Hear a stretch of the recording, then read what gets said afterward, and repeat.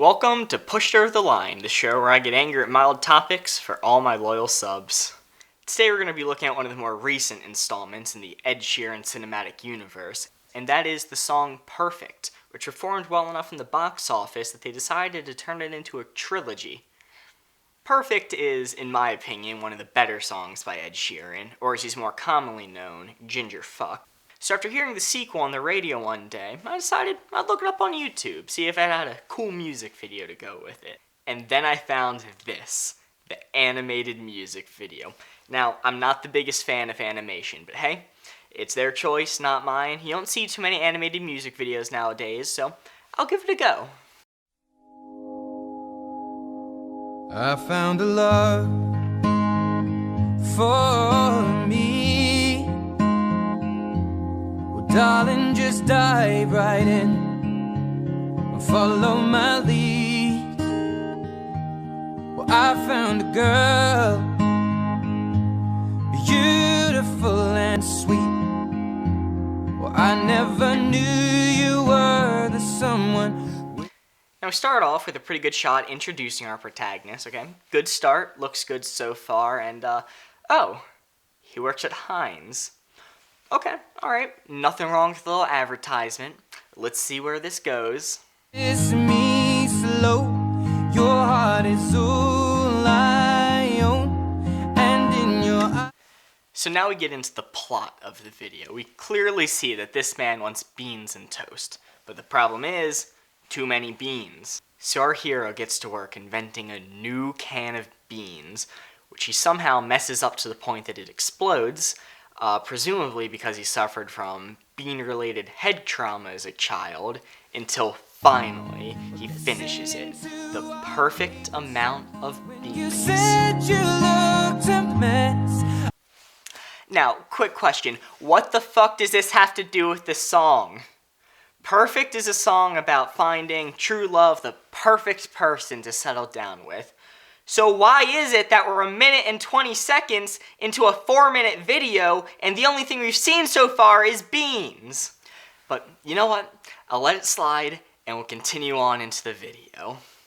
I whispered underneath my breath, but you heard it. Darling, you look perfect tonight. Finally, we're introduced to our love interest. We got a real Romeo and Juliet dynamic going on here as we find out she's from the spaghetti department. Now that we've got all the beanie exposition out of the way, we can finally get into the story and nope, it's back to beans. Well, I found a man stronger than anyone I know. He shares my dreams. I hope that someday we'll share our home. So our hero starts work designing a second can of beans, a can size for 2, which explodes again because, as you know, you need to pressurize your bean cans with 9 atmospheres worth of pressure to keep your beans fresh. That's Bush's secret that dog keeps trying to let us in on. Now, I bet right here is where we're going to be introduced to the conflict of this story, okay? He's going to present the beans to her, and he's going to get rejected. But he's not going to give up. He's going to go home, and he's going to learn how to compromise. He's going to learn how to fit in her wants as well as his. He's going to make bean spaghetti, and he's finally going to win her over, and it's going to symbolize how they're both contributing to the relationship, and it's perfect. And nope, the bean tactic worked first try, and now they're getting married. Carry more than just my secrets. To carry love, to carry cheer. Her wedding ring is a fucking bean. This song is not about beans. So why are they so goddamn focused on beans? He is standing on a bean can to step up to kiss her. Why is that a necessary detail? Now, for some reason, they decide to skip their presumably bean-filled wedding night, and they go straight to the sonogram, which reveals that Spaghetti Lady is pregnant with, get this, 2 fucking beans. Now, a little later into the video, we see the kids grow up, and finally, 3 minutes into the video, we are introduced to the conflict. With you between my arms, barefoot on listening to our favorites. These unappreciative kids are spilling their beans everywhere. But not to fear, Dr. Beantastic knows just what to do. He hits up his drawing board, he maximizes his PSI, and he makes the perfect bean can for a snack. Now, I want to clarify here that he is not inventing a new kind of bean or bean flavor, okay? The only thing that he is doing is changing the amount of beans per can. So why is he having so much trouble with this? You would think that once you get it for one can size, you would have it for just about all of them. And why is he still counting out the beans? The entire point was that he should just be able to pour it and be done. That is what all of this was about. Darling, you look perfect tonight.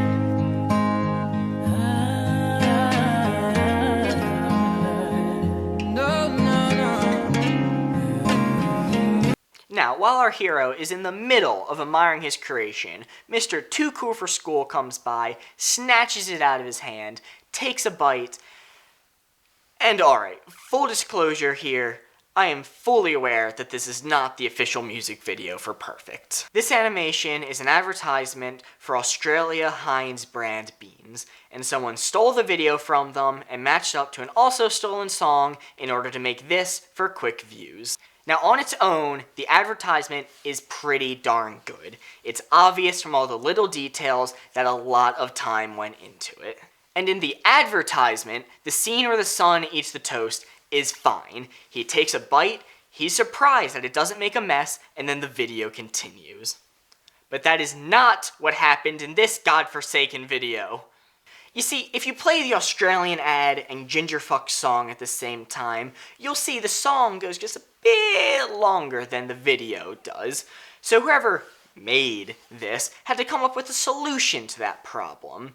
And one of their solutions was, slowing down a couple scenes here and there. And that's what they did with this scene. And that's well and good and all, except for the fact that when you slow it down, it changes the meaning of the scene. It's no longer a reaction of, oh wow, it didn't make a mess. When you slow it down, it changes from surprise to shock, as if this is some kind of world-changing moment for the character. And the problem with that is the fact that this is the same exact thing he was eating in the earlier scene, just with less beans in it. Having him react with this level of shock fully insults me to my core. Especially considering the fact that there is a good chance that beans and toast are the only foods these kids have ever tasted. Their father is a bean-wielding sociopath, so it wouldn't really be that much of a stretch to assume that beans and toast are the only foods these kids have ever been exposed to. No.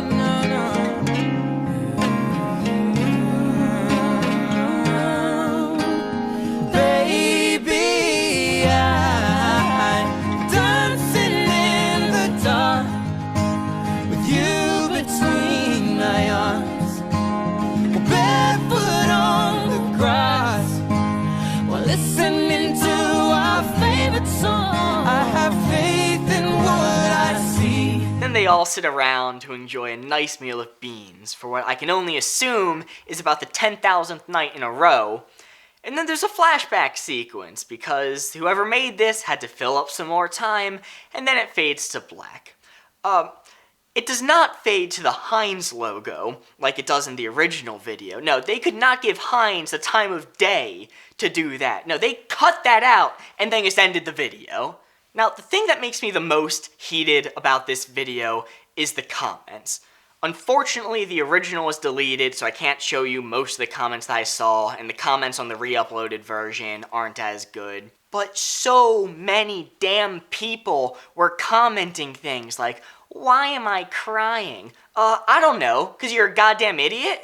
What aspect of this made you cry? Was it the few slices of toast that got ruined by having too many beans put on them?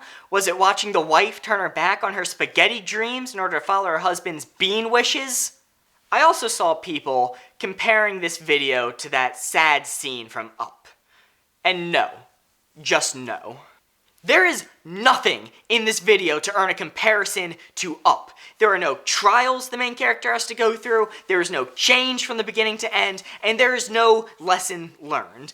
Maybe if there is a scene where the wife had medical issues come up and they had to get a bean shin, or if we saw our main character sobbing, sitting alone at a kitchen table, spilling beans all over his divorce papers, then maybe, but that didn't happen. Now, regardless on whether you agree with my opinion on any of this or not, what is undeniable is the fact that this is stolen and misleading content.